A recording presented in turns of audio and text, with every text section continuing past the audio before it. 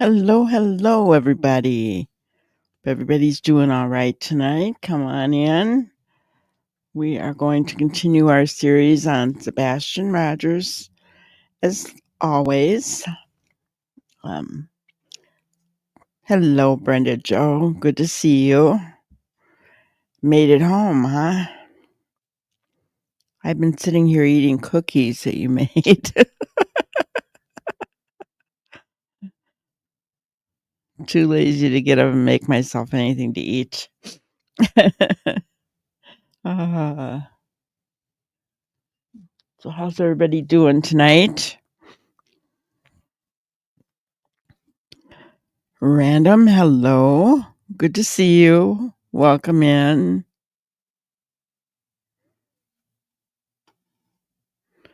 Welcome.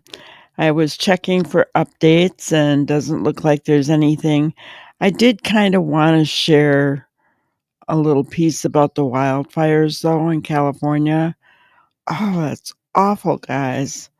Let's just share that now. We'll start out with that. Just horrific. My heart goes out to those people. Red flag alerts are in effect for California as massive wildfires continue to burn, the unrelenting flames turning entire communities to ash.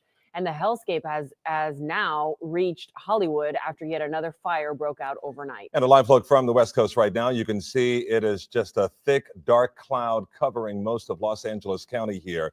A picture from the chopper showing you just how widespread those flames are. Firefighters getting a bit of a break today, though, as the Santa Ana winds died down, but they're expected to pick back up again tonight. ABC's Alex Stone is on the ground for us with a closer look at the utter devastation. The devastation is everywhere. Hello, here behind Ginger. me. You can see I'm sorry, you're not feeling good. office where this burned. It is like this neighborhood after neighborhood, everything gone, street after street. Almost unimaginable scenes in Los Angeles. KBC's Chopper giving us a gut-wrenching view of the devastation from multiple fires burning in Southern California. Really never seen any destruction like this before. Everything is gone. Block after block of homes destroyed. Look in at that, Pacific guys. Palisades, heavy smoke lingering in the air. Filmmaker John Turteltaub lives in Malibu. Pacific Palisades right now could just be taken off the map. There is no Pacific Palisades. At least 5 people are confirmed dead, but the sheriff says he fears that number will go up. At one point, we'll be able to do a more thorough search of these impacted areas. Some of them look like a bomb was dropped in them, where we will be able to bring in canines and other things to help us. Fierce winds fueling the inferno, easing enough for planes to fly, picking up water from the ocean, dropping it on the fire. But those winds are forecasted to pick up. Over 180,000 people under evacuation orders. Many are staying in hotels. 180,000. It's a really solemn environment. A lot of people lost their homes. A lot of people waiting to find out if they've lost their homes, and just everyone really mourning and trying to figure out what all of our next steps are. These heartbreaking pictures show the before and after. Entire neighborhoods leveled from the Palisades to Altadena. Amidst the devastation, neighbors helping neighbors. I mean, I don't even know most of them, and they're just posting and out of the kindness of their hearts, they're helping, and it means so much to us. The smoke and the ash that is in the air here is very strong. That's why officials are telling seniors or anybody with breathing problems around Los Angeles to stay indoors. Alex Stone, ABC News, Altadena, California. Yeah, isn't that awful, guys? I can't imagine. My daughter used to live in that area, and I'm so glad she's not there anymore. It's horrible. Both my daughters lived in California, but one lived in San Francisco and one lived in the Los Angeles area. It's just,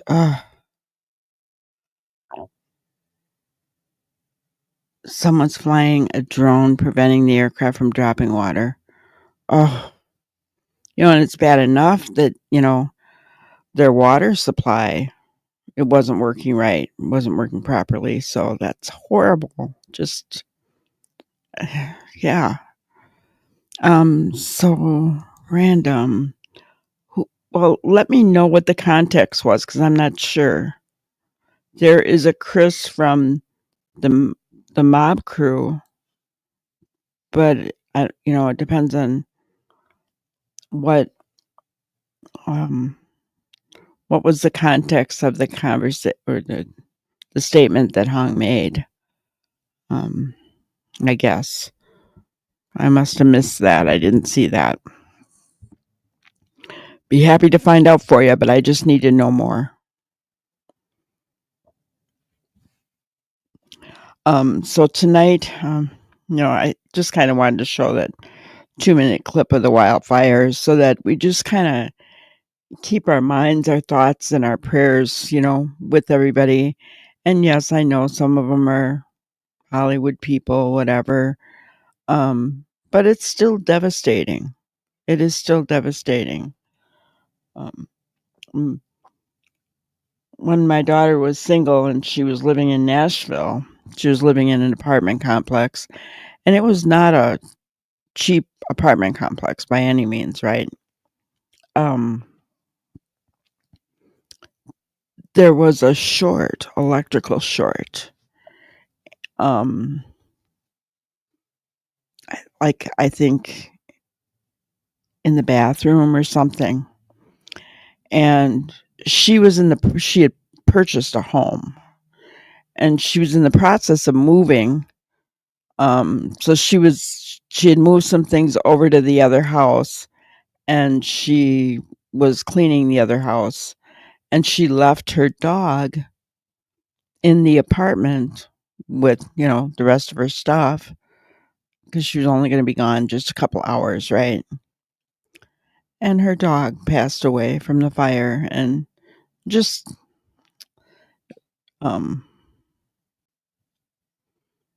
Hong put out something on X about who is responsible.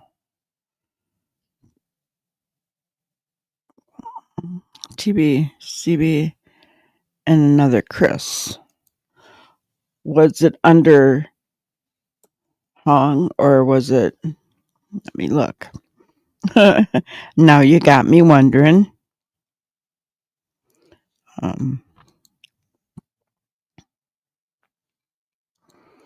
Did he put it under at night or did he?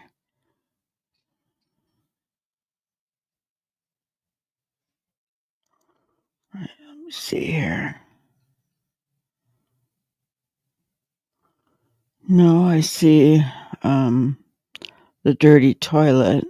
Let's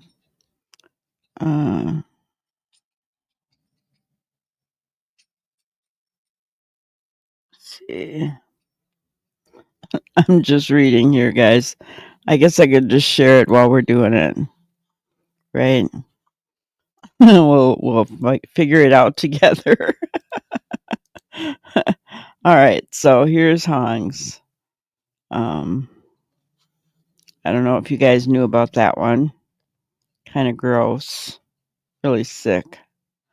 What do Chris Proudfoot, Katie Proudfoot, Terry Bowersox, Kathy Bowersox, and the other Chris have in here? Well, they know what happened. I don't know. Does anybody else know? I honestly don't know, guys. He posted about an affair.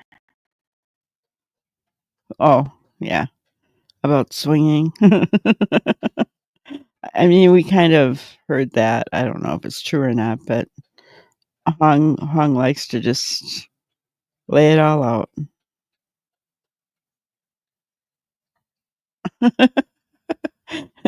You live in a McMansion, but you don't clean it.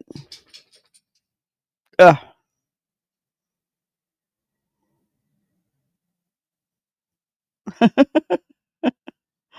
um, Katie's little escapades are old news, but guess what? The family drama doesn't stop there. Kathy, have you told Terry about? Oh my goodness.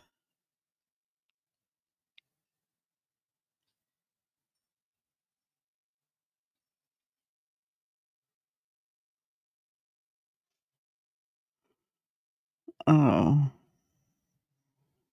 Well,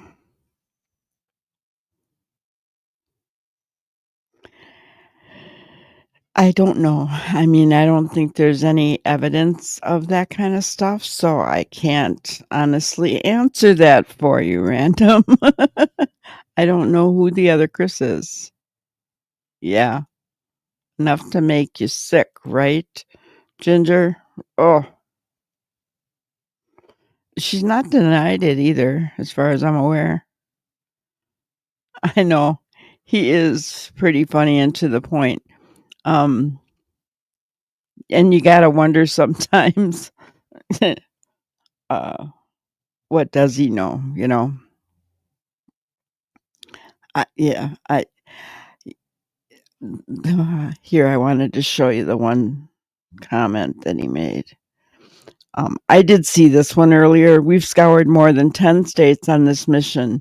No sign of Sebastian yet, but we've unearthed a treasure trove of secrets. Keep pushing, Steve. It just shows you're out of touch with your own clients. You don't know them like we do. um, I mean, I could go down and I'll do all those later, but he was firing away. Yeah, he's poking the bear again, big time. But I liked what he said there, that they've unearthed a treasure trove of secrets. Is that part of what he's what he's talking about here? You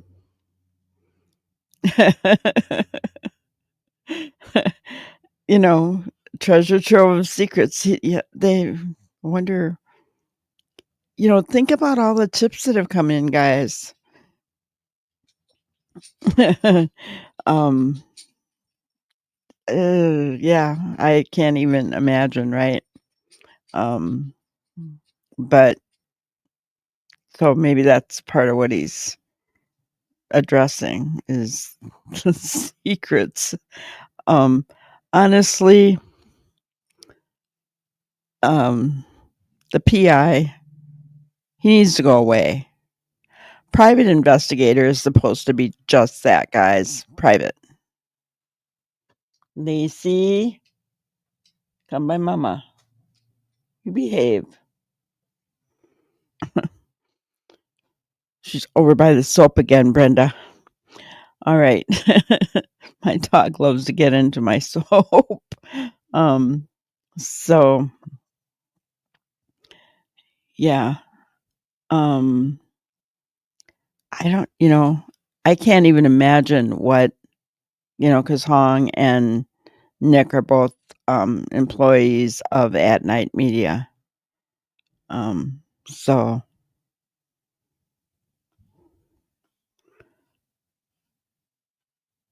who's in California? Am I missing something? But yeah. So I like Hong. He's very, but sometimes I think he says things maybe that should be kept closer to the vest. I don't know. I could be wrong. I mean, At Night will shut him down, I guess, if that's the case, but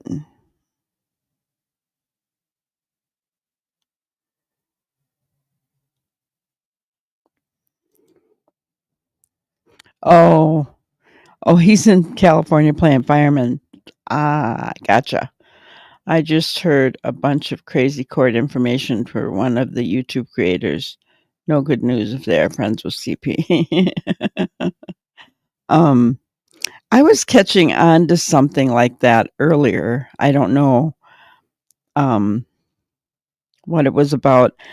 Brenda and I were out and about today. We took Lacey to the groomer. We went and had lunch and did some grocery shopping and stuff. So got back just long enough to kind of relax a little before I had to go online. Good thing we had figured out yesterday what we were going to do tonight. So I didn't have to spend much time today. But yeah, I figured gone most of the day. And so But yeah, this guy needs to go away.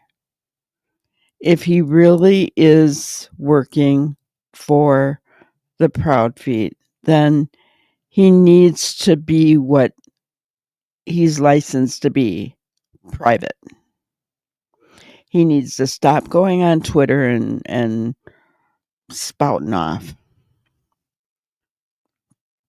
He just does. I mean, be what a PI is supposed to be. You don't go around shooting your mouth off, you know. And putting out misinformation everywhere to try and cause distractions, you know. It's out, the lies, the deception, it's all out there already. You're at this point, I don't think it's even possible to change anybody's opinion. I think, you know, our minds are pretty much made up on who's responsible for Sebastian's disappearance.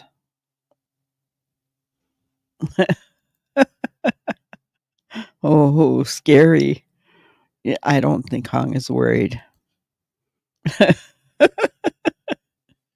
I don't think he's worried at all, honestly. Ginger, you'll have to email me and let me know who that is. Well, let me know what's going on. I haven't heard from you for a little bit. So today, like we talked about last night, we're going to go ahead and listen to, I guess Betty will say her name, but I think it's Yada's interview with Betty. Because we know Chris's background pretty much, right? We've met, I shouldn't say met, but we have seen, some have even talked to Seth's mom at vigils, that kind of thing. We kind of know that with Chris, the apple didn't fall far from the tree because the mom and son have kind of the same personality and the same attitudes. So that's really no shock to us, right? So, but Katie is the one that we don't know a whole lot about, right? Or we hadn't. And then Gata kind of came out and gave all this information. And now keep in mind, if this is the first time you're hearing from her, she's not close with Katie. I don't think she's seen her since she was a little girl. I think she says that in here. So, you know, but she's just going to give us background, family dynamics for Katie. Okay. Sorry you're not feeling good. That's never any fun. All right, so let's go ahead and listen to this. If you don't like Bullhorn Betty, then you might just want to leave.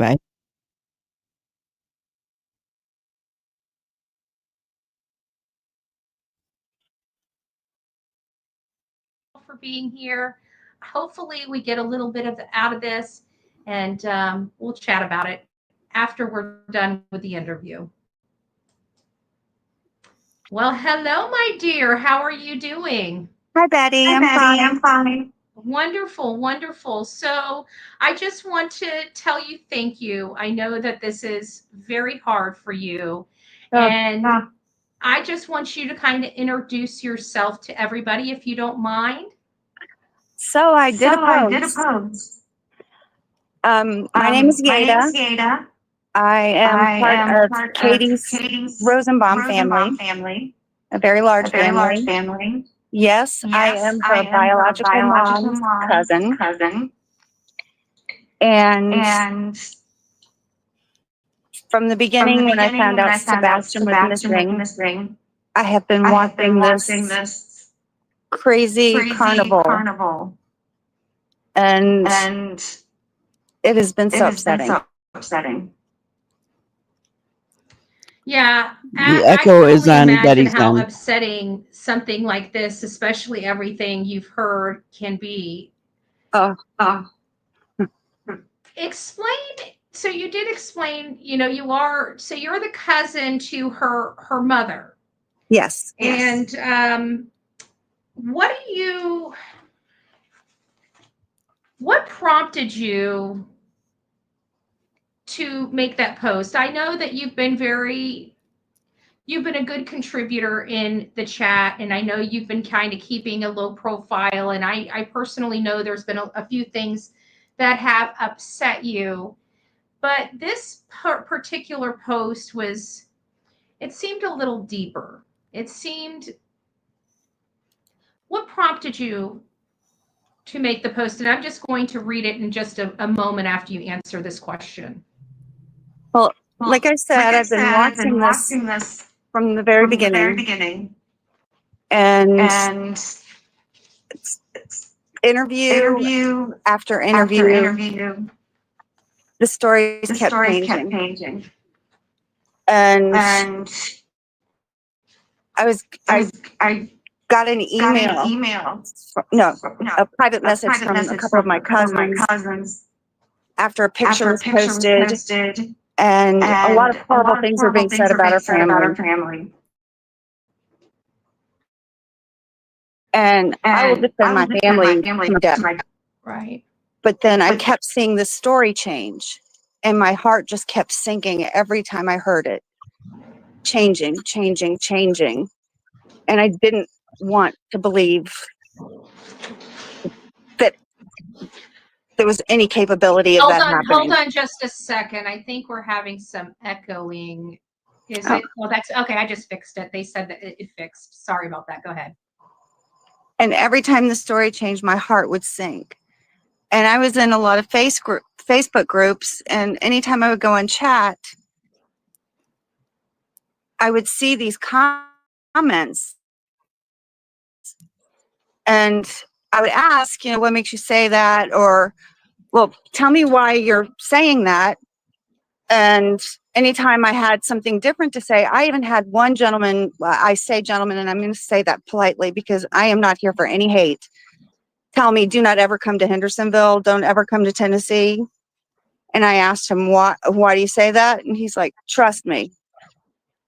And I'm like, oh my gosh. And I have some friends on my Facebook now who actually saw that. And I'm like, wow. And what is going on? And at that time I kept catching little snippets of different YouTube creators, and I'm hearing all this hate towards Seth, and then I'm hearing a lot of comments that Chris is making, and I'm really paying attention. I'm taking notes, and I have a very, very large family who usually how when people hear how large your family is, tell us about how large your family is. We are over 120 just on the Rosenbaum side. Just for clarification for everybody, because sometimes large families are 20 or 30. I mean, No. Put that into context. When my grandmother died, my granny, and I'm the only one named after her, there was something like 49 grandchildren, 39 great grandchildren, 30 some great grandchildren, and it's been growing ever since. So we are over 100 strong. Wow. So let me just take a little moment. I'm just going to read this post so everybody knows what post I'm referring to. Is that okay with you? Absolutely. Okay. So this is what she posted on the Justice for Sebastian Facebook group. It says, "This will be my last post, and I hope everyone reading this will understand why. Since the beginning, I struggled with the thought that a member of my very own family could ever do something as heinous as getting rid of their child. Like every single YouTuber was saying. Then I watched this interview. I can't. Sorry, it's a little blurry. And became a skeptic. Then the second interview and felt sick. The third interview, all doubt was gone. I had held hope, maybe an accident. Then she left town saying he could be anywhere now. Blood relative only holds so much hope and faith, and I couldn't pray this feeling away. Months later, so many lies, YouTube creators flipping the script as if they're threatened.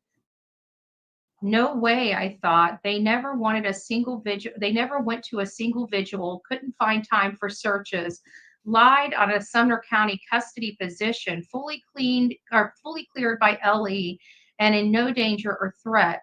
She seemed to love her summer with someone else's child, forgetting her own. Now, anyone who's steadfast in finding Sebastian Wayne Drake Rogers is met with threats, fake profile harassment, and legal action, gag orders, First Amendment rights stripped.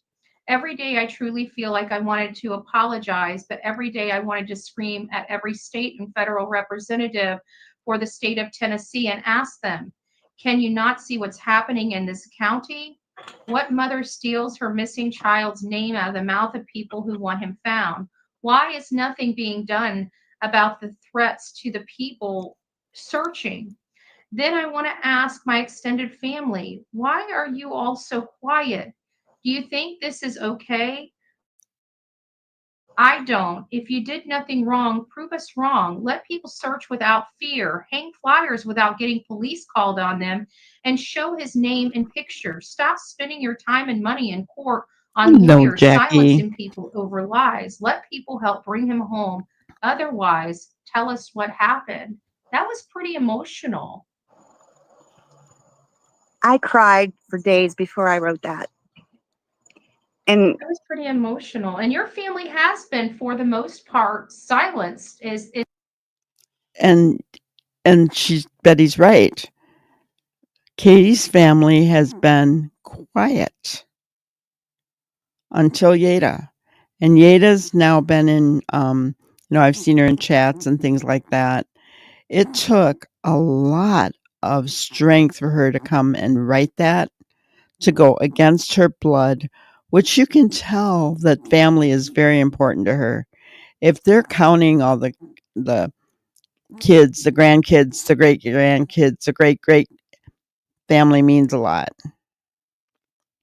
Or you wouldn't, you wouldn't be counting them, right? Family means something to her. And I think about the strength that it took for her to stand up and say something, And if anybody had a reason, and this should stick out to everyone, even on the other side, right? This should stick out because if anybody had a reason to be biased toward Katie, it would be Yeda, right? And you could tell in the beginning of her post, she wanted to believe. But after she watched the first interview, the second interview, the third interview, and then went away, she knew, she said. This is just amazing to me. And for the life of me, I don't understand how other people can't see that, how they're not picking up on it. It blows my mind. Is there a reason? I mean, I know that most of your family had already previously been doxxed. yeah. And even though they were doxxed, I mean, my family is normally not quiet. So it's I'm actually surprised I haven't been getting a lot of response from them. But Go ahead. You know, I have seen posts Silent on other Golden. pages, you know, questioning who I am. Trust me, I am who I am. I am who I say I am. I have receipts. Yes, But yes. I You agree, don't need to Jackie. produce your receipts on here, but No. she's produced receipts. So And just as she was saying that about them being quiet, it came to me, silence is golden. They haven't even come after Yeda for saying anything, at least up to this point. I don't know if they have since then, but if they're being quiet, they're just not speaking out against their blood, right? Dreaming of blue skies, good to see you. So yeah, Robin, yes, Yeda tells it all. Yeah. Yeah.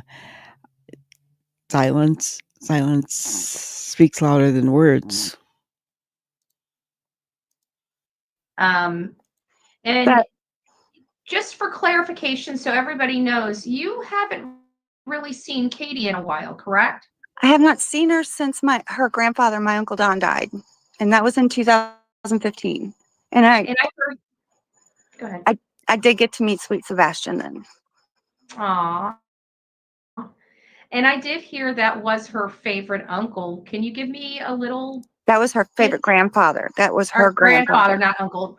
That's right. You corrected me on that once before. Can you give us a little bit of family history? We want to be respectful, but just to give a little history. Give me just a second. I've got it on here. I just want to explore the history, who you are to Katie. Oh, we already did that, and explore your new unique relationship with Katie, where she was Dreaming, born, I'm how so close sorry the for your family was, loss. just some family dynamics stuff, if you don't mind. Her mother was married in West Virginia, and she did not come to our side of the family until she was like 8 or 9ish. Gosh, her grandma and grandfather, they doted over her. Very protective of her as well, too. Yes. She was a very coddled person. And everybody in the family, you know, anytime we saw my Uncle Don and Aunt Suzanne, how's Katie? How's Katie? Because, you know, she wasn't with them long. She went to live with her dad. And I know everybody says her Aunt Penny, but it was in between her dad and her Aunt Penny, David Payne and her Aunt Penny, but mostly with her dad, David. And we would always ask, you know, how's Katie? How's Katie? Oh, she's doing great. Oh, she's doing great. And, you know, when she graduated, I had lived in North Carolina next to her, you know, and was and still am very close to her aunt and uncle there. I remember my Uncle Don and Aunt Suzanne came in town to visit, and it was right when Katie graduated, and she was going to culinary school, and she was a chef at a really nice restaurant at the Virginia Beach oceanfront. And I forgot about that. She was going to a culinary school. That's interesting. Oh, Dreaming of Blue Skies, thank you so much. That's so sweet. And Lacey.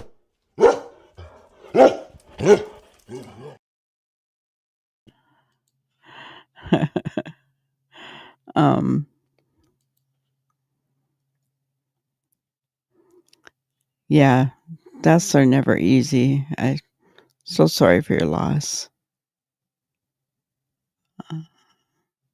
In this interview, we'll hear how old KP was when she met Seth. And yeah, Ginger, I know.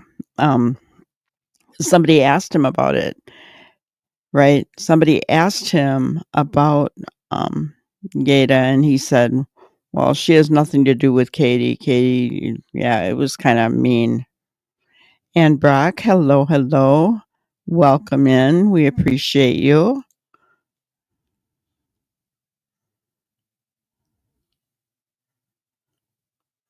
All right. Okay. Just wanted to make sure I caught up on everybody there. Let's continue on. She's doing great, but that was a really hard time in her life. There was a lot going on at that time when she was 17 before she turned 18. That was my next question is, did you ever know or know about Seth? No, she had a boyfriend that wasn't Seth. Gotcha. How about Chris? Did you ever know about Chris or ever meet Chris? No. After she moved away, she had left, and she had Sebastian when she was 19. Right. But they were married by then. And closer to 20, right? Yeah, closer to 20. But and Seth got permission from my Uncle Don to marry her. Gotcha. And I will tell you, my Uncle Don is a very religious, honorable man. Yeah. What was your back in the day whenever you saw Katie? Did you want to explore on that a little bit more about the uncle? And did you have any other information like, how did he, I guess if maybe how did Seth approach your uncle to ask him for Katie's hand in marriage? I don't know exactly how it happened, but the fact that he did it, and well, let me put it this way. The fact that my Uncle Don gave his permission, I will tell you, means a lot. Gotcha. Because of my Uncle Don's very strong faith in his religion and his love of God, he would not have given just any Joe Schmo permission to marry Katie. Katie was very much, I want to say, his pride and joy. What was your fondest memory of Katie? I think when she first got there, I think because it was, and I don't want to go into, what happened, Right. Yeah, we're not going to touch that subject. No, and it has nothing to do with this. But she was a cute little girl. Just even at 8, 9 years old, she was just a cute little strawberry blonde. She was, and kind of, she was headstrong. Don't get me wrong, headstrong. But she had that's a good character. That's a good character. Headstrong. Sounds like she was spoiled. Culinary school, I find that funny. Fun fact, spaghetti pancakes, I made breakfast. Google it, guys.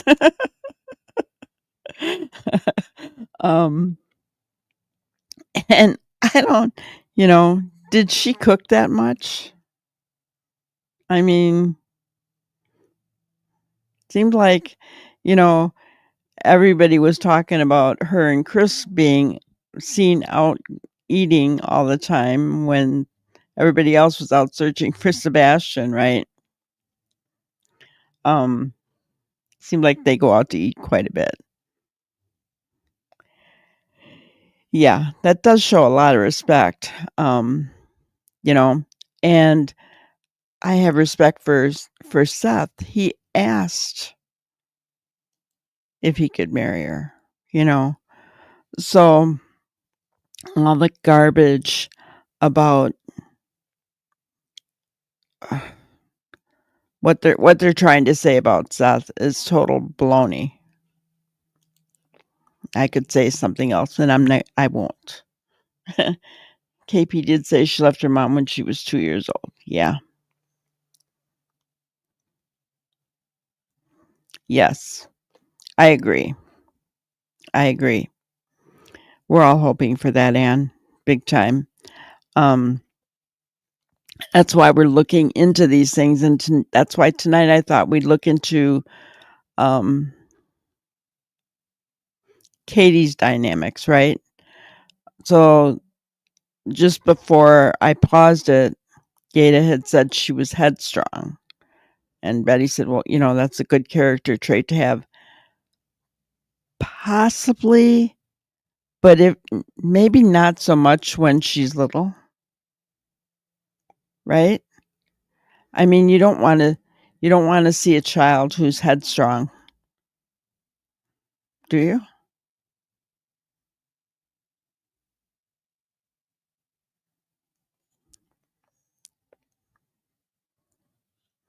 Oh. Yeah, I can only imagine, Anne. That's got to be rough. It's got to be rough. I haven't had any interaction with anyone who is autistic at all.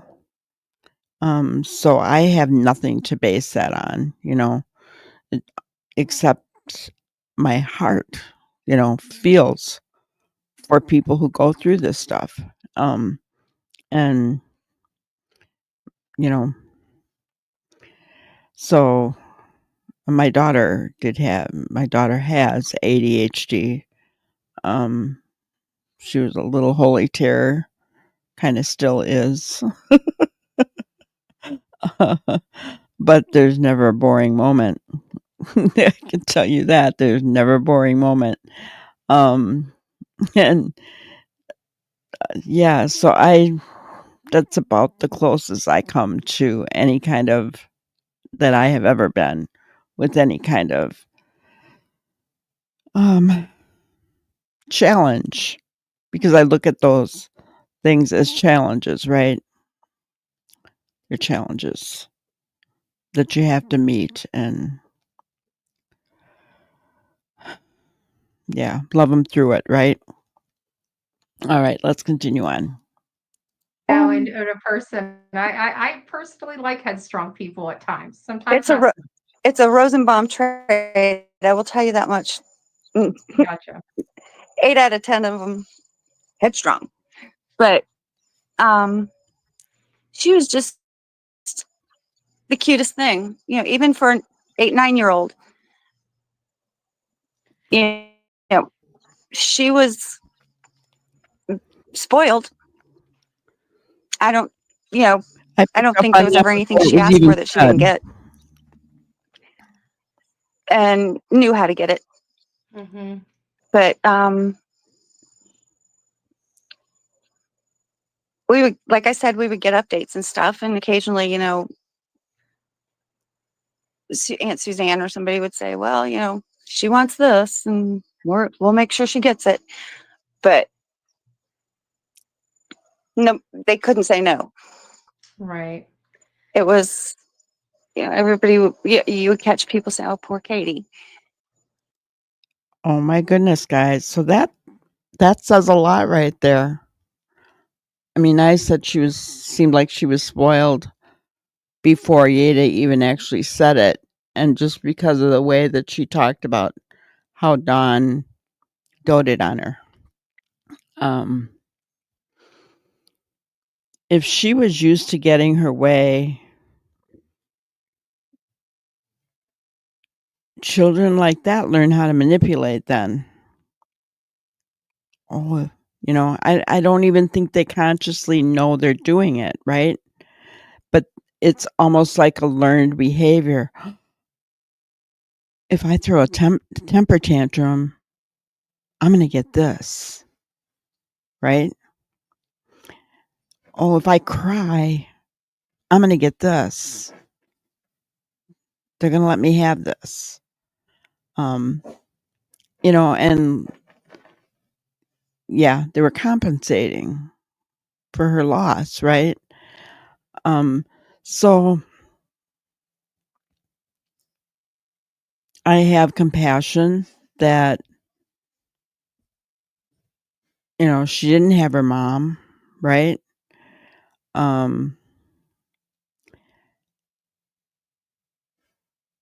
So she didn't have the family unit that a lot of people grow up with. Yeah. Yeah, I get that too. I get that 100%. And so they were overcompensating. I understand, and that happens in families, right? That happens. You end up trying to make things better, and sometimes you end up making it worse, right? So I think you've got a little girl here that learned how to manipulate at a very early age to get what she wants. Um, did she manipulate to get what she wanted as far as Sebastian? Because come on, she's not that little strawberry blonde little girl anymore.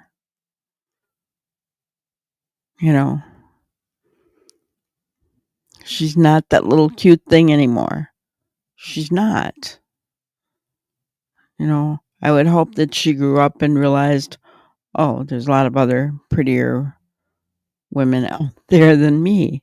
I think we all come to a realization about that, right? And learn to be who we are. But I don't know that Katie ever had the opportunity to learn that.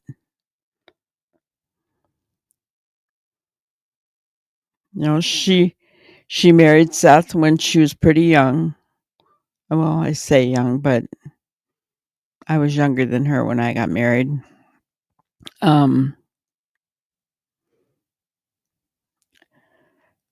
And he seems like the type of man who would do anything for his woman.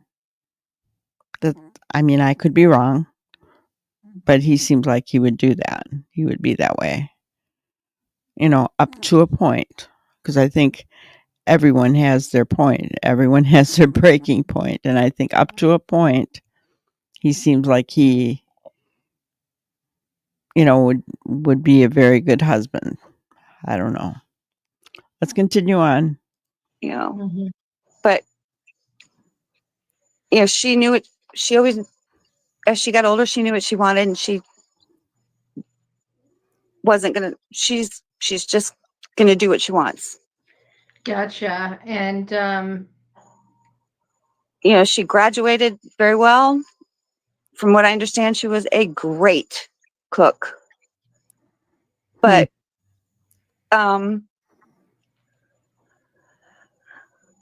she wasn't a bonding person. Except for now with her grandpa, my Uncle Don, and my Aunt Suzanne. And oh my gosh, you guys. I saw this interview before, but I do not remember that. And how many times have we talked about how Seth has the bond with Sebastian? Katie did not. What did she just say here? She wasn't a bonding person. And that, honestly, probably comes from being abandoned, right? In her young life.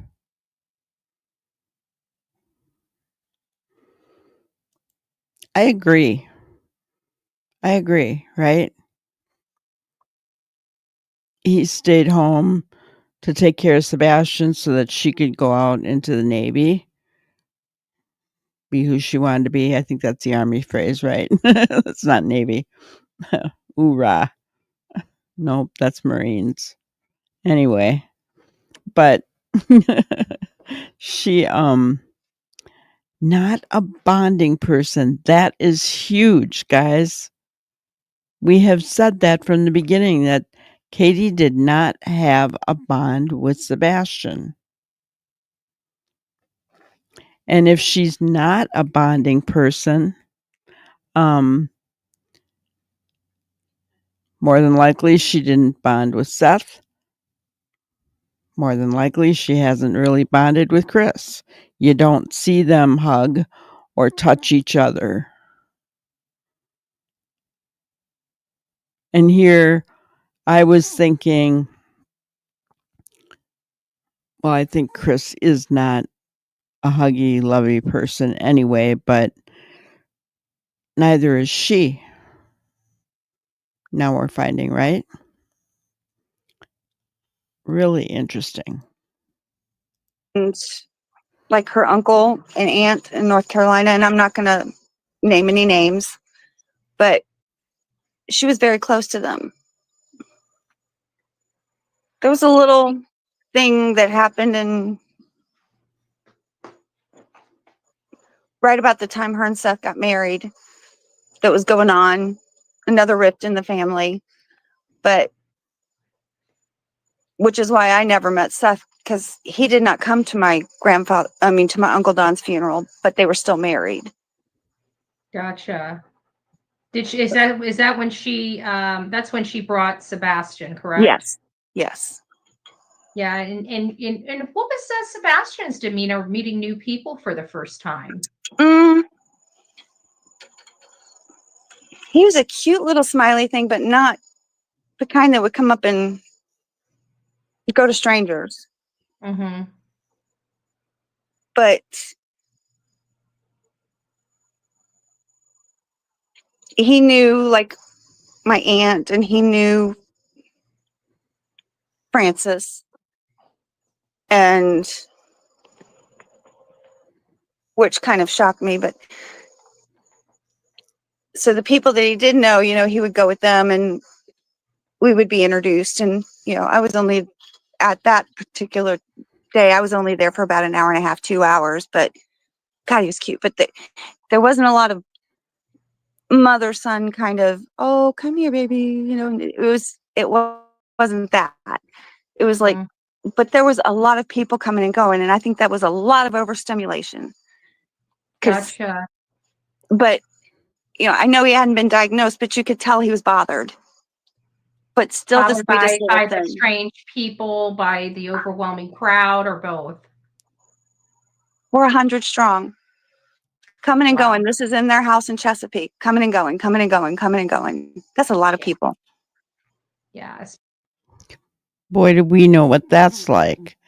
Because my family is the same way. Whenever I think at one point we were more than 100 strong, huh, Brenda?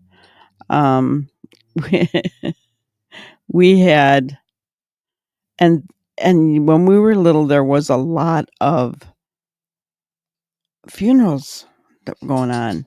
So I was kind of picturing the same thing as she was talking about it, is like in our family. And even though you hadn't been diagnosed yet, if you're a little boy that is not good with being around a lot of people and a lot of strange people, yeah, that wouldn't be good. That wouldn't be good at all.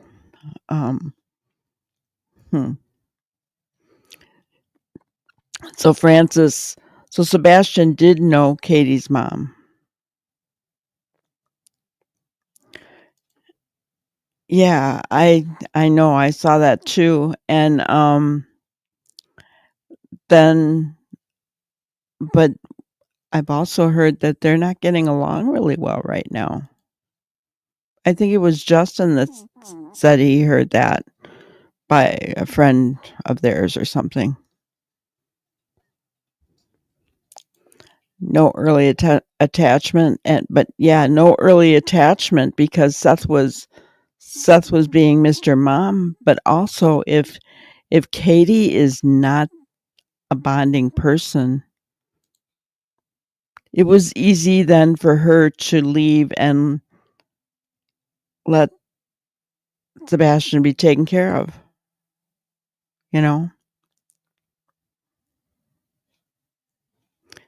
Amazing. I feel like I'm learning something all over again with this interview. Especially to a kid that's not accustomed to that coming and going. And, he was like 7.5, maybe 7-ish. This is in May of 2015 when he died. So, yeah, that's a lot of stimulation for a young kid. especially Yeah. when they didn't know fully what was going on. I don't think he had been fully diagnosed at that point. Now, your family had been doxxed, and I know that a lot Still of the being. still being doxxed, and I know a lot of some of the incorrect, there were a lot of incorrect allegations that had come out about your family early on in this case. Am I correct on that? Yes. Now, did you want to clarify that here or no? I forgot to ask you. Well, there were some people. It kind of goes into the other stuff, so I was Yeah, unsure. it does. Well, Yeah. there were some people that, when the picture of Grandfather Mountain came out, there was some people in a particular group that started doxing all of the women in the Rosenbaum family, including Katie's biological mother, and even my mother, who was 77 and was in intensive care, who had just had a heart attack, Oh, who man. looked nothing like this woman on Grandfather Mountain. Her aunt in North Carolina, my cousin in another part of North Carolina. I mean, they were pulling private photos, they were posting addresses, putting them on this well, she looks like her, and they would literally, at one point, they went to the mother's house, some of these people that lived in that area, and police had to be called. Oh my gosh. And that's when I did not know that, guys. It's one thing trying to figure out something, or you see a child that looks like Sebastian, you take a picture, call 911, right? That's one thing. But oh my goodness, you don't go and delve into family members. That's so wrong on so many levels. And I know that's what they call going real life on the streets, YouTube streets. But it's wrong. Because it is real life. And it's affecting people's lives. That is so wrong. Yeah, that was right before KP divorced Seth. Yep.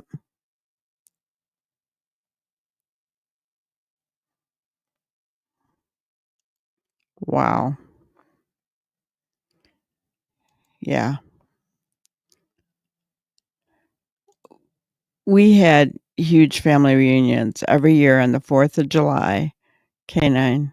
It ended when your parents divorced. That's sad.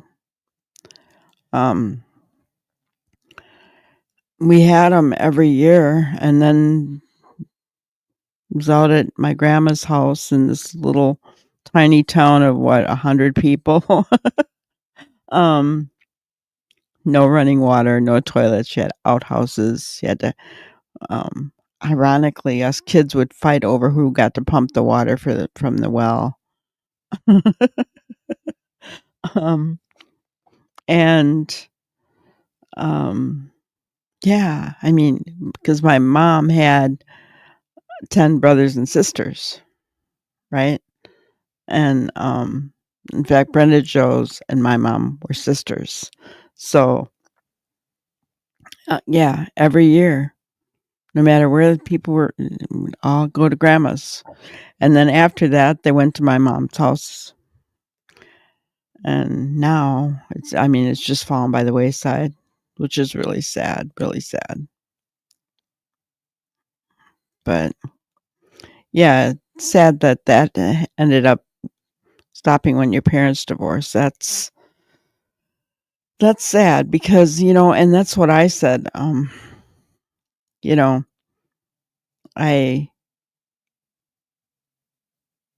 hate that, like, our kids are not going to know their cousins,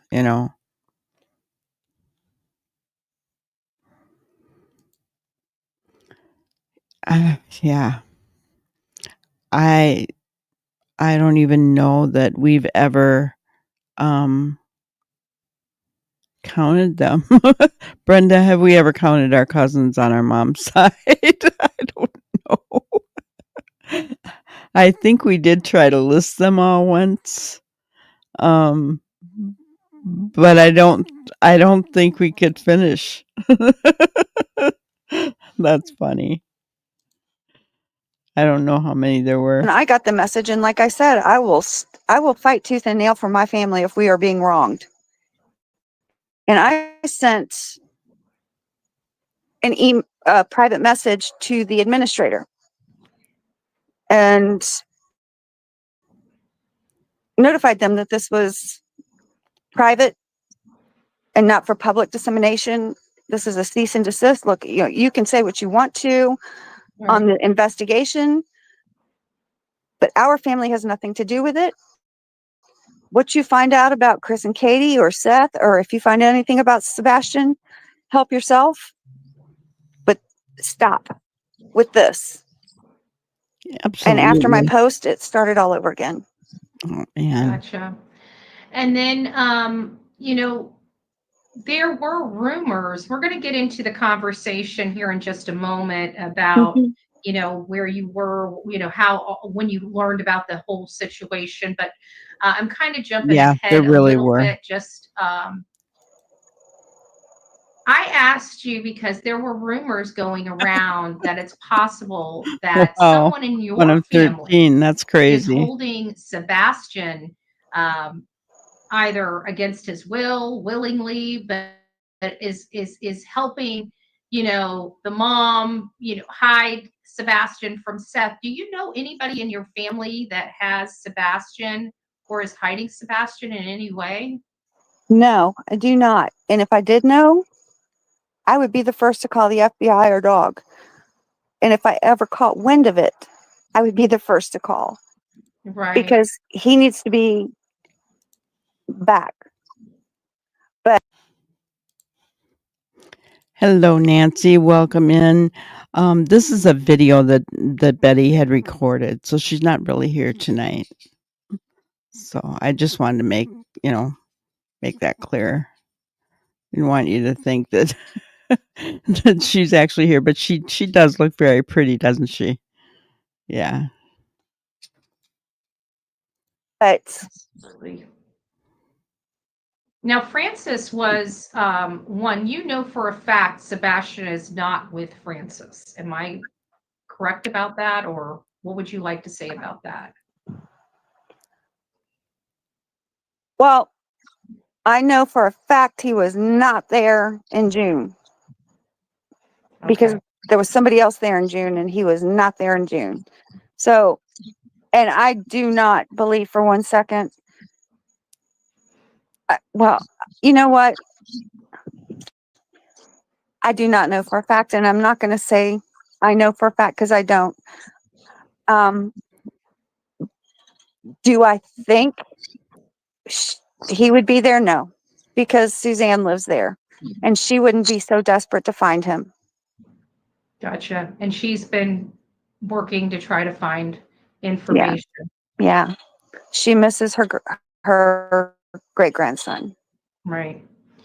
Is there anything about your history, about your aunts, uncles, your family dynamic that we didn't cover? Because I'm going to be moving forward into, fast forwarding to Sebastian here in just a moment, but I want to make sure that I cover everything that you would like to talk about the history.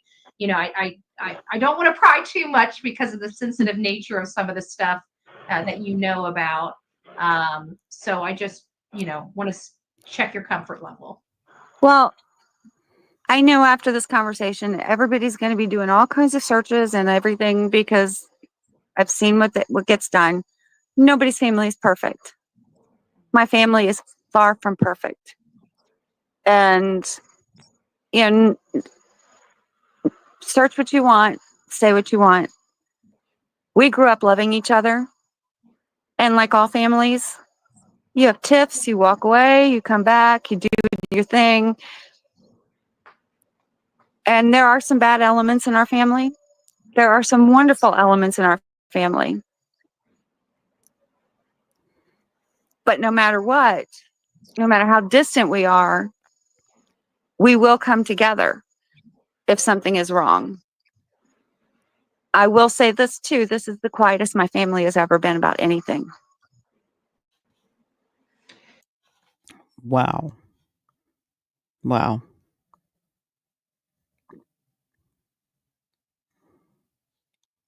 Oh, no worries, Nancy, not at all. Yeah. So, and yes, she is right about that.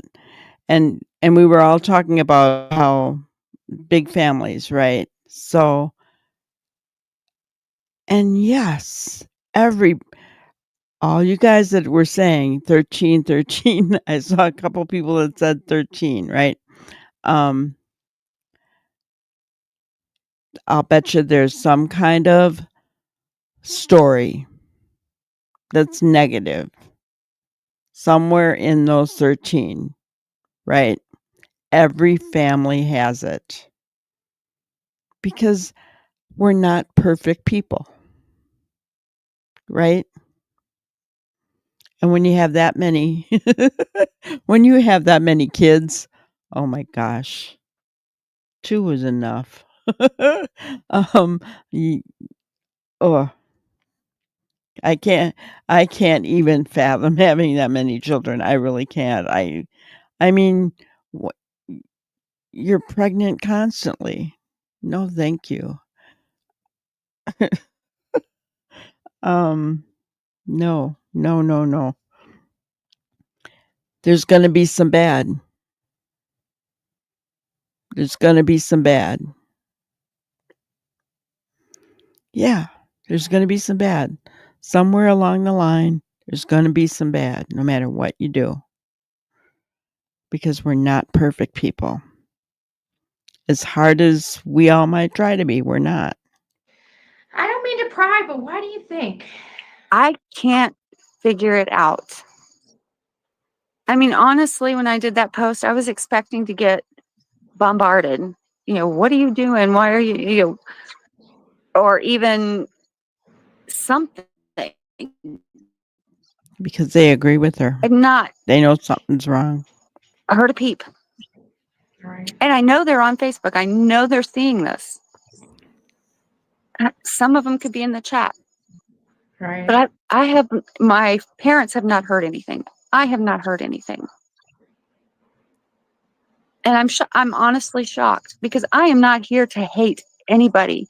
I am here for people to focus on finding Sebastian. Stop Leave hating the everybody. family Stop alone. this mess. You know, there's too much clutter in all of this. There's a little boy, whether he be alive or not, who deserves to be in the right place. And he is a part of my blood. And that's what matters to me. And that's what should matter to everyone with the same last name I have. But I'm not seeing it from the mother. And that's so disheartening because and I wish I could say I did. I truly, I've tried, I've prayed. And so many lies online. Just, oh. Have you seen her behave this way ever in the past? The fake tears.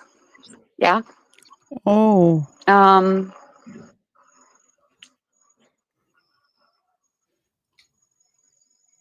She is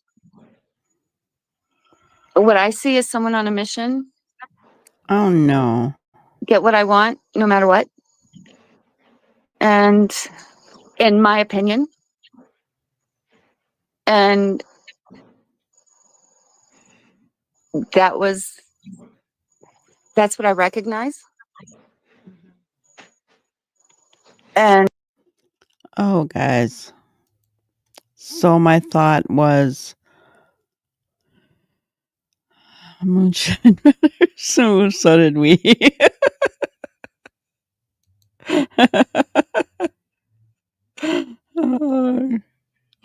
Oh gosh. Oh my gosh. Horrible. Hello, Poppy Love. You guys, every time I look at chat, I forget what I was going to say. um, oh, she sees someone on a mission.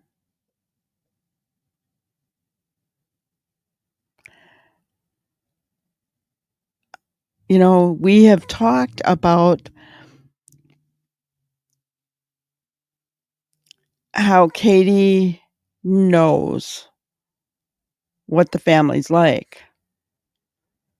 We've talked a little bit about the fact that the family has money, right? I mean, she was living in a $650,000 home, guys. Right? Um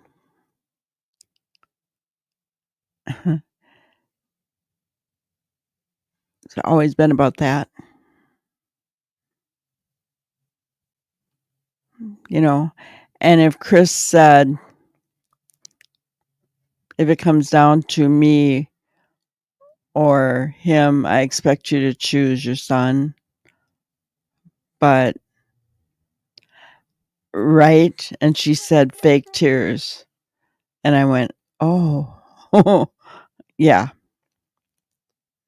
Yes." And this, guys, remember, this is her relative. Okay, so some people may say, how is this helping us find Sebastian? Well,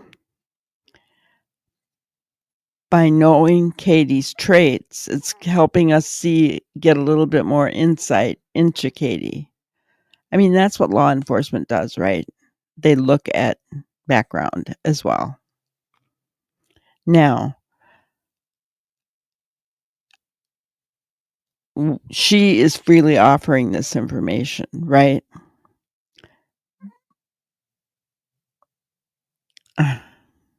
I know, Poppy. I hear you. You're back in Hendersonville? Gotcha. I know, exactly, right? Well, she has nothing to gain by it. You know, what does she have to gain? I mean, she could have actually, her whole entire family, which you can tell she loves, could have been easily angered at her, right? They're not saying anything.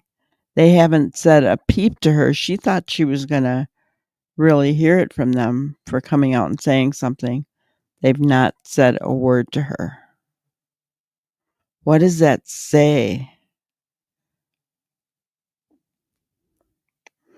What that tells me is they may very well agree with her, but they're not going to come out and speak it. They're not going to jump on the bandwagon, so to speak, right? And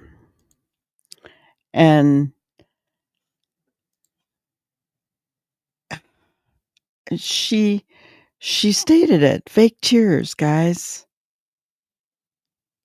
Oh man. So sad. Exactly. Cats, snakes. I'm glad to hear they still have the dogs, because Chris just admitted that on somewhere.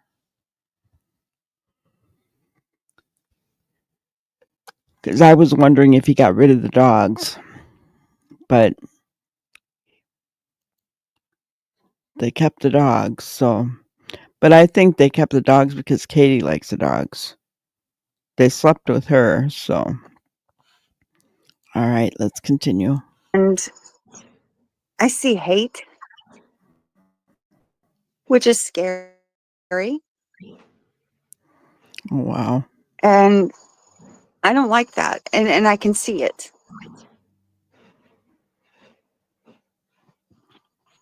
I've seen, I've seen photos of her that were shared with,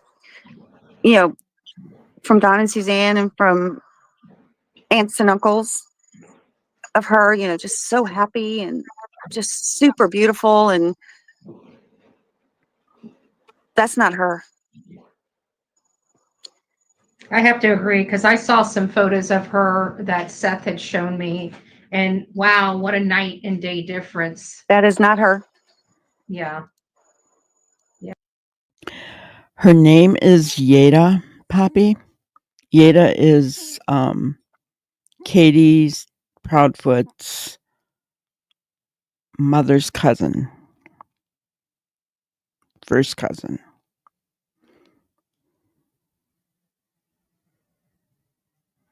The dogs were sent to the farm. Oh. Interesting. Yeah. But So she is not defenseless, and she is not the controlling type. This whole thing is twisted.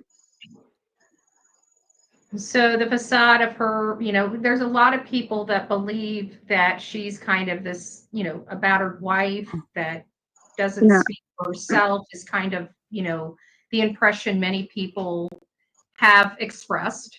I'm not believing that. Mm-mm. She is a strong person. Do I believe she has after effects or probably some issues from years ago? Absolutely. Who wouldn't? Right. But I don't think there are issues in the way of, I think there are more issues of temper. Gotcha. But you yourself have never seen her. I guess the word is manipulative. Gotcha. Do you want to explore that a little more, or would you just like to I'll leave just that? leave that. Now we're going to just forward to Sebastian just a little bit. When did you hear Sebastian went missing or down? Did you want to explain a little bit about that? No family called us. No one in the family called us. And she just mentioned it. I'm like, who? And then she sent it in to my mom, and I told her, Dan must have posted something. And I'm like, are you kidding me? I mean, nobody told us. Mhm. And that's when I started researching it. And I was like, oh, why did nobody say anything? Why is this so private? Right. No, we were not. It was not. And you, like I said, normally when something happens in this family, somebody has their home phone in one hand and their cell phone in the other. It's like a game of, what is that pillow talk or whatever, where it's like going through the whole chain. Mm-hmm. No, phones didn't ring. When did you learn about it from the end? Was it days, weeks, months? It was about a month. It was after the first couple of interviews, and that's I had to go back and watch them because I had been chatting with her. It was probably mid-March. Mhm. No, late March. Wow. Because we were talking about some events that go on here where I live, and me possibly taking a trip down there. It was late March. Yeah. So so a whole half of the family was completely in the dark about a missing relative for well Yeah. over a month to well over a month. Oh, yeah. Do you know how the aunt heard about it? Was it through another family member, or do they just Well, she's learn close. about it? She's the one that's very close to her. Oh, wow. And so it still took that long for her to find out? No, I think she knew the whole time, but it wasn't advertised. Got it. And that's when I Gotcha. immediately started getting the messages about being doxxed and stuff as well. It was like a week or two later. I can't Gotcha. remember. No, it was Wow. in May, the first week of May, when I think that picture came out late April. And it Mhm. was the first week of May when, oh Lord, because my mom had been in the hospital. Right, That Jackie. is so Yep. sad. I'm sorry to hear that. How's your mom doing? My mom is fine. Thank you. We almost lost her. She spent several days in CCU and ICU, and it was a mess, but she is home fine and doing well. Oh, well, that's at least some good news. And I think you've already kind of went over us about your initial thoughts about what you heard, because you just wanted to get as much information about it as possible once you heard it. It sounds like you were doing, what kind of due diligence did you do? Maybe I should ask it a different way. Oh, What kind of research did you do when you learned of Sebastian's disappearance? well, first I went onto Facebook, and at that time, there really wasn't a whole lot, but there was some. So then I started Googling it, and I started looking. It kept sending me to YouTube. Mm-hmm. And every channel, because I subscribed to all of them, and I was listening to every one of them, and I was like, what is this mess? What? And then I just turned them all off, and I found the interviews, and I started with the first one. Now, was that the Duchess interview The or the Duchess Green one. Shirt interview? You did watch that one. I watched the Duchess one. See, I didn't watch that until later. The only time I went back is when Steve Johnson on the interview room said, because he did the Green Shirt one, he's like, you really want to find the oldest interview. And I remember hearing about it, but I didn't hear the Duchess interview for months. Oh, that's the first one I watched. Gotcha. And What were your thoughts I on went, that one?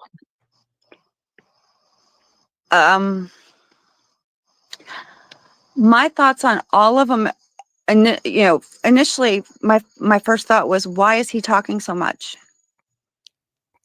And a couple of times he blurted like, no, we would have heard that, or we would have, and I'm like, he said, I thought he wasn't there. And I had to keep rewinding, and I'm like, okay, let me go on to the next one. And the rocking back and forth and the no tears, and I'm like, So now okay, we're on the Green Shirt interview. now we're going to the Green Shirt.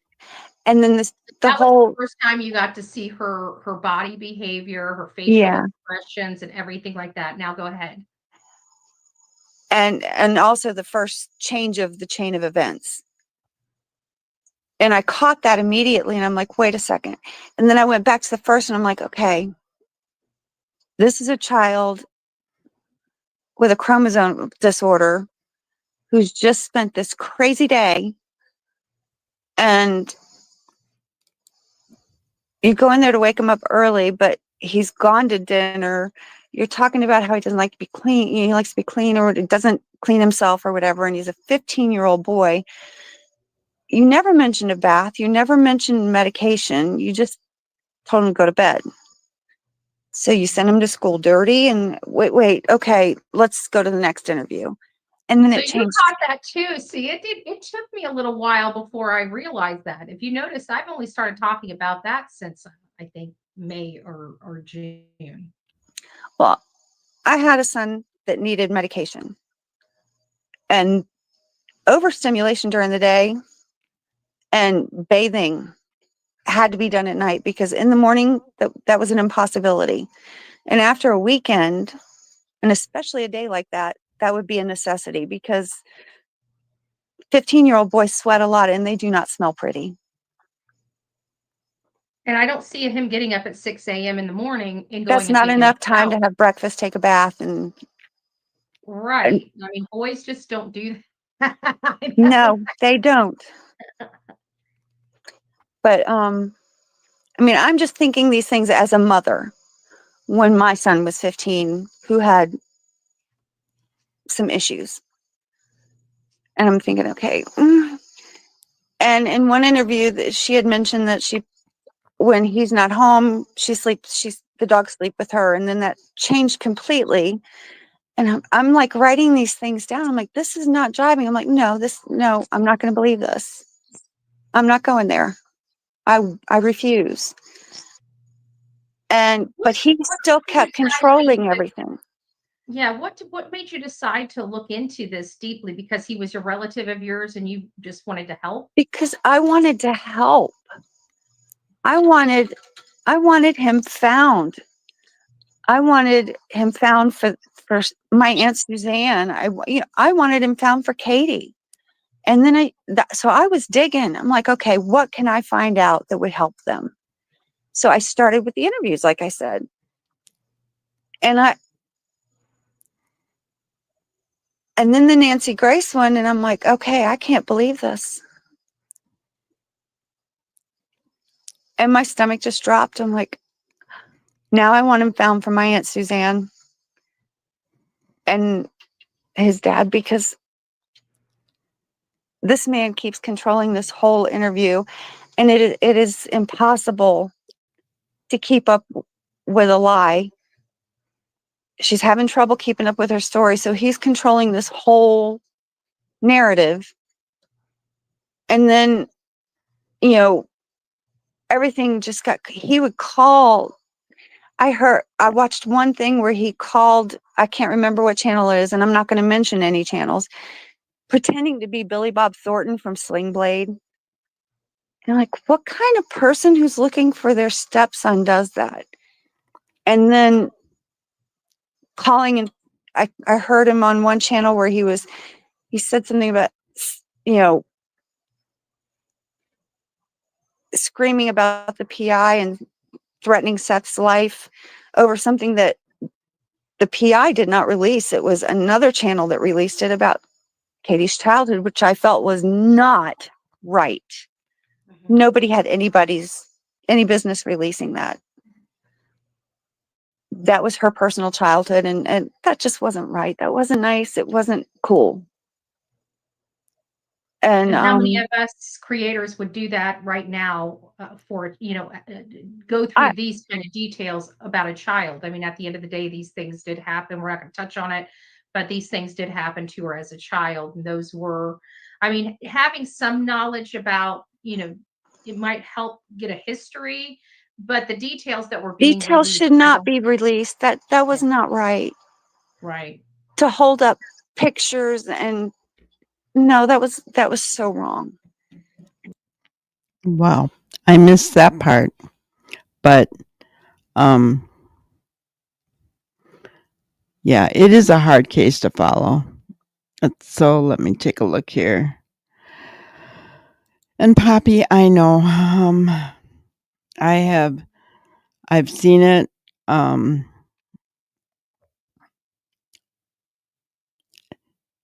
here's the thing. The neighbors did everything they could to help, including Bobby. And they're even trying to say Bobby did it, which is stupid, ridiculous, and just another distraction. Trying to control that narrative, got to keep pushing out there.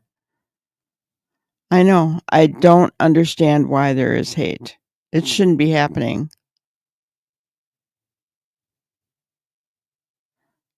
Yeah. Oh. Yeah, I get it.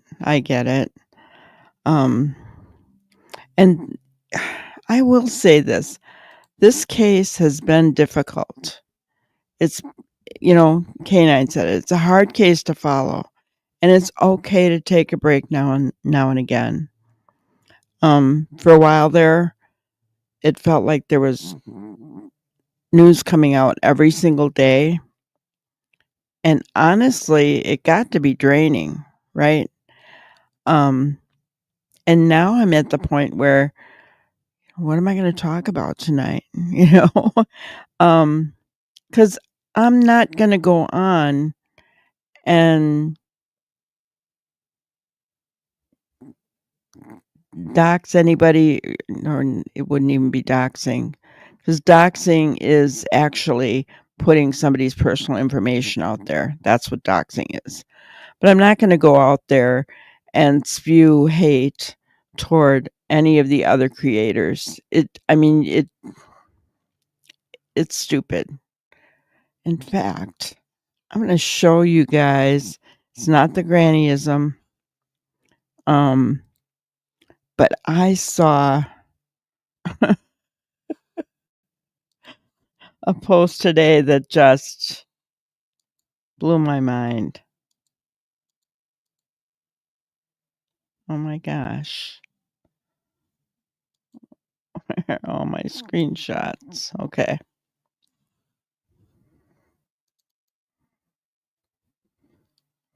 Of course, you're not going to be there. Weird. Well, all my screenshots are gone, so it's not there. But I saw something that was just perfect, and I was like, oh my goodness, what? If I can find it, I'll show it to you guys later. But yeah, I'm not going to do that though, just to have some content and be able to say Sebastian's name. I will not do that. We've built a good, safe place here, right? We can feel safe to come share our thoughts, our feelings, without having hate, in chat, and that's what I want. I want everybody to feel comfortable in here, and I want everybody to feel like they can speak their mind, share their opinion, even if we don't agree, and that's okay, but doing it with respect and love and concern for your fellow man, right? And that's exactly what we built here. And we've they're leaving us alone, pretty much, right? So I want it to stay that way. Hopefully, if I don't spew garbage at them, it won't come back this direction, right? And so, that's my goal. And because everybody, it's kind of like we were talking tonight, how we have our big families, right? We have our big families, and there's garbage somewhere, right? There is garbage somewhere. And I forgot where I was going with that. Wow. I'm tired. But yeah. So, we can all learn from that, I guess, that nobody's perfect.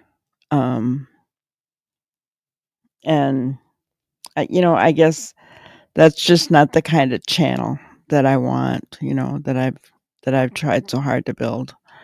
And I appreciate each and every one of you that are here, because you guys have helped to make it be exactly what it is. You've all been so awesome. I feel like we've learned a lot about Katie tonight. How about you guys? Been very triggering. I'm sorry, Jackie.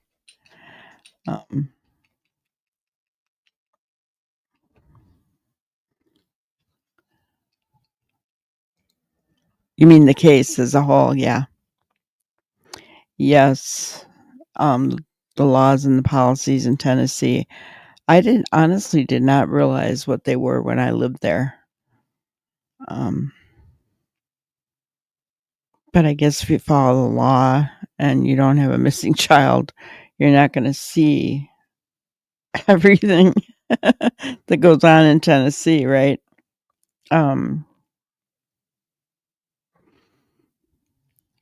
Yeah, things we forgot about.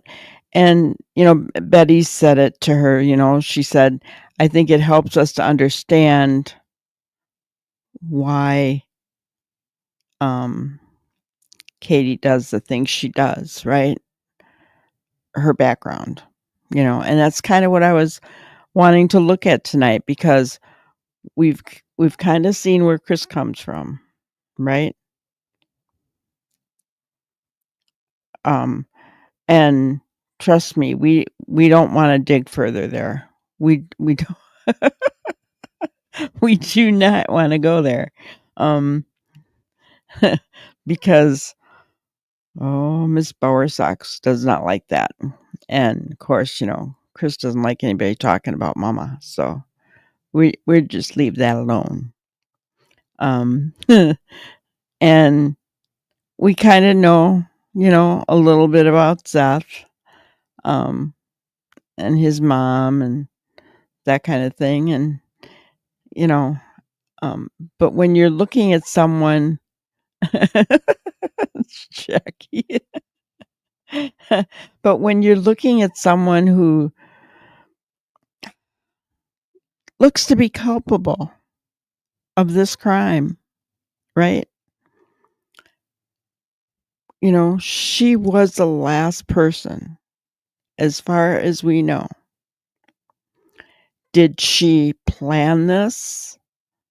Did she manipulate people to get what she wanted to get this done?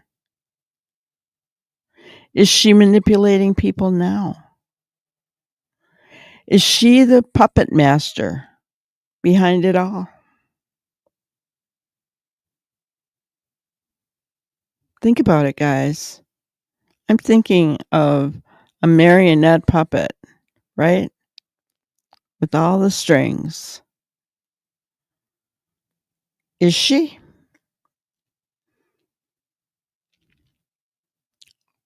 Her own relative, her own blood says that she's manipulative. She knows how to get what she wants. She was spoiled. Uh-oh. Hong is spilling TNX more.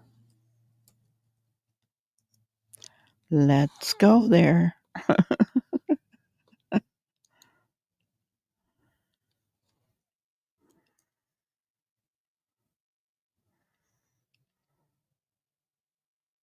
I have not subbed up to him, so I need to. Okay. Follow. Okay. I will share this tab. You guys see it all right? Probably as much as you can, huh? All right. So,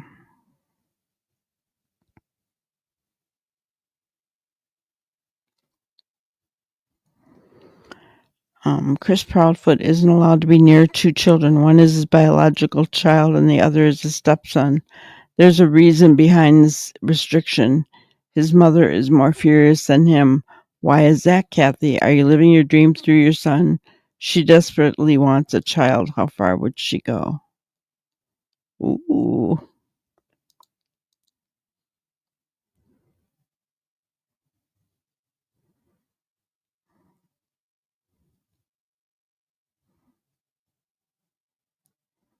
I don't see anything else.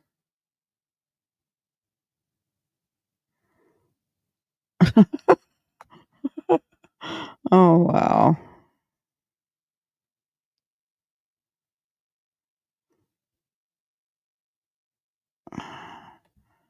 What do Katie and Cracktree have in common? Same drug dealer. That's how they met.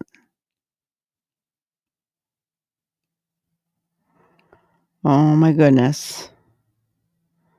He's entertaining. I'll say that much. Guys. Oh, man. Can read a bit into that one. I know, right? Hi, Nutter. Good to see you. So, I do feel that we've learned a little bit more about how Katie thinks and works. So,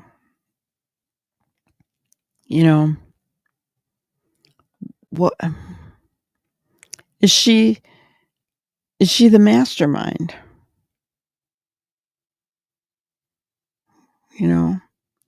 I've often wondered, it was Chris and Seth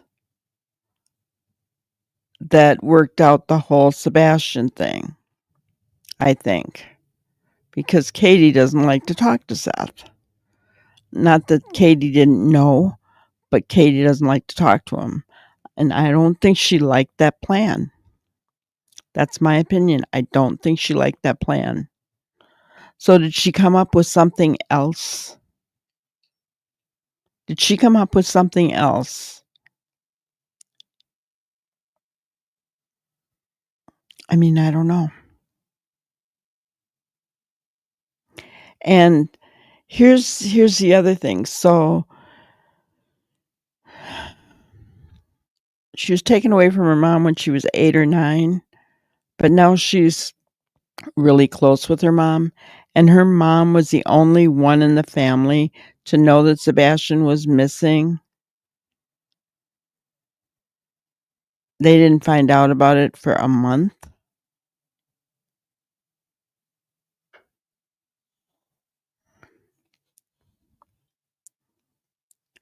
That's a good question, Ginger.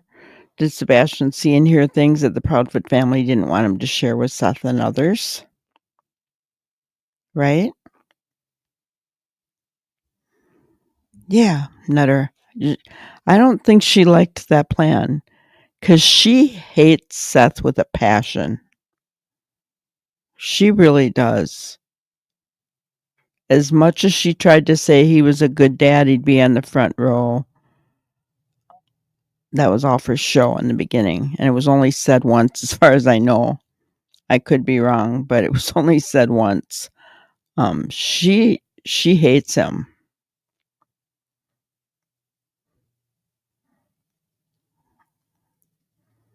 And Seth sees it too. He lived with her for many years, guys, so he would know, right? He would know. And he thinks Katie did something with his son.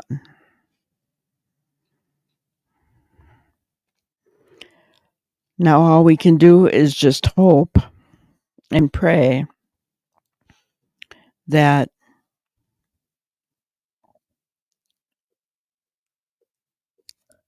Dog Nick, law enforcement, finds Sebastian. Because where is he? Where is he? Was he trafficked out for labor? Is he hiding with some person that they know? Yada said she didn't know for sure, but he wasn't there in June because Suzanne was there.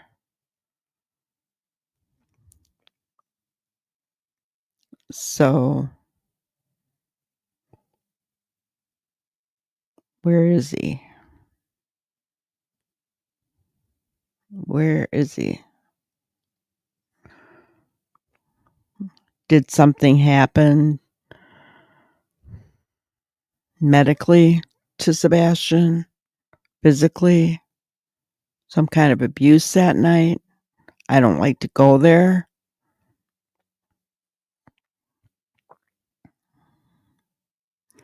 And yeah, that's all we can do at this point, right? That's all we can do at this point. So I think we'll end it there for tonight. I'm going to share my grannyism with you.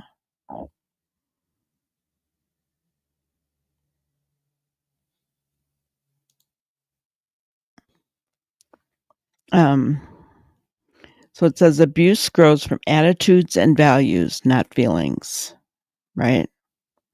The roots are ownership. The trunk is entitlement. And the branches are control. Attitudes and values.